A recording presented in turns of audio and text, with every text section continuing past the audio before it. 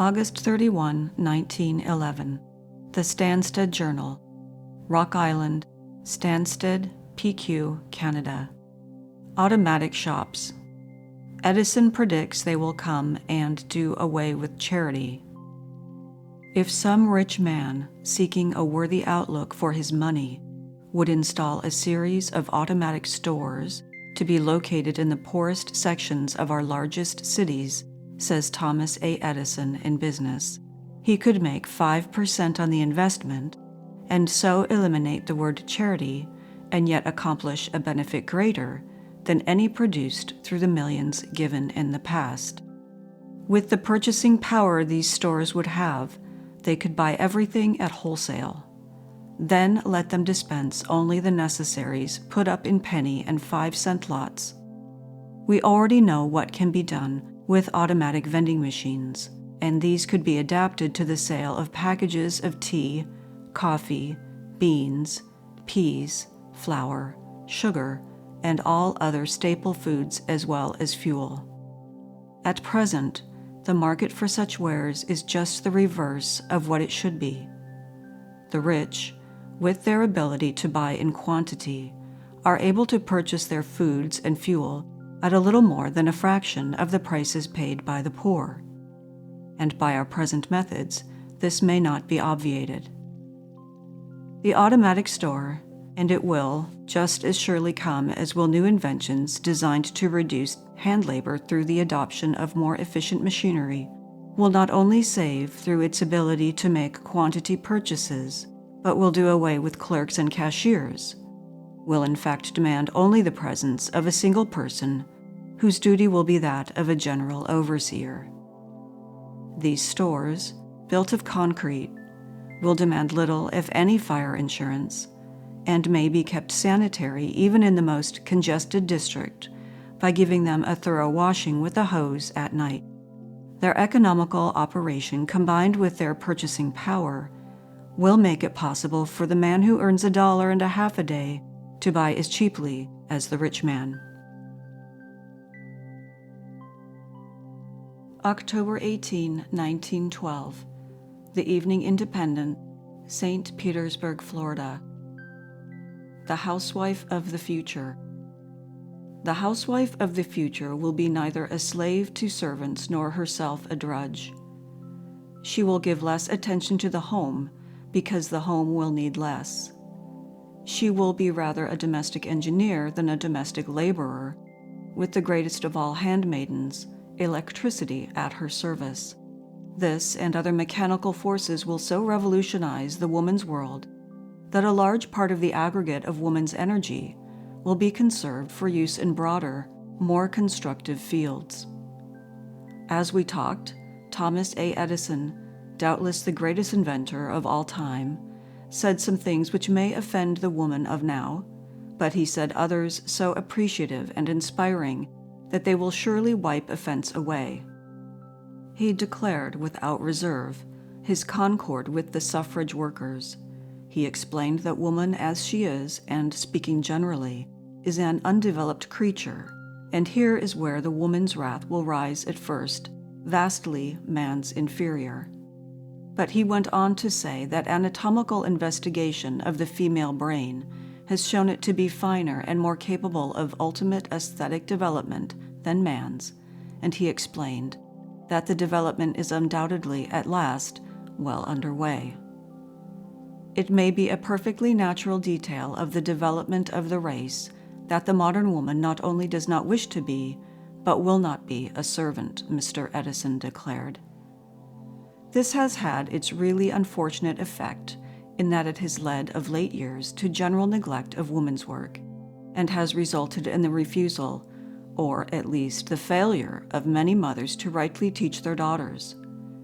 But good will ultimately come of it, for the necessities arising out of womankind's unwillingness have turned the minds of the inventors toward creation of mechanical devices to perform that work which women used to do. The first requisite of such machinery was a power which could be easily and economically subdivided into small units. Such a power has been found in electricity, which is now not only available in the cities where it can be obtained from the great electrical supply concerns, but it is becoming constantly more easily available in the rural districts through the development of the small dynamo and of the gasoline engine, and the appreciation and utilization of small water powers, which are becoming general even on our farms.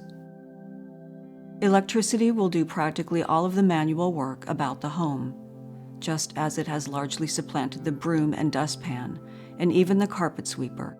By being harnessed to the vacuum cleaner, it will be applied to the hundreds of other little drudgeries in the house and in the yard.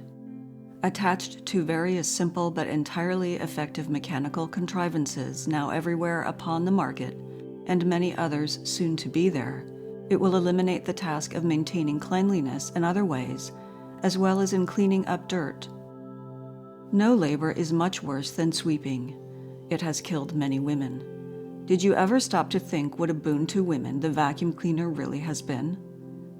Electricity will not only, as now, wash the clothes when turned on in a laundry and plugged into any one of the dozens of existent patent washers, but will dry them, gather them, and iron them without the use of the little manual labor even now required in ironing by electrically heated individual irons and by the application of electricity to the other parts of the process.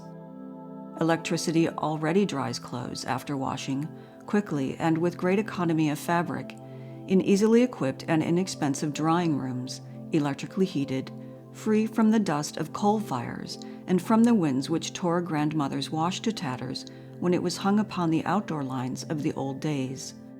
These electric laundries have already been reduced to what approaches absolute perfection in the larger establishments, such as commercial laundries, hotels, and the more luxurious apartment buildings. But it will not be long before they will be made possible for the small home in the cities or on farms.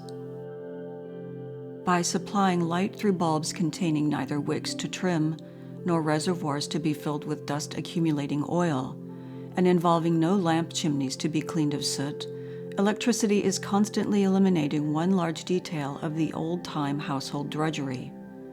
As improved methods of production are developed, especially as water power comes into use for its creation, the electric current is becoming cheaper, so that it is now available, even in the kitchen, as a substitute for coal or oil or gas in cooking.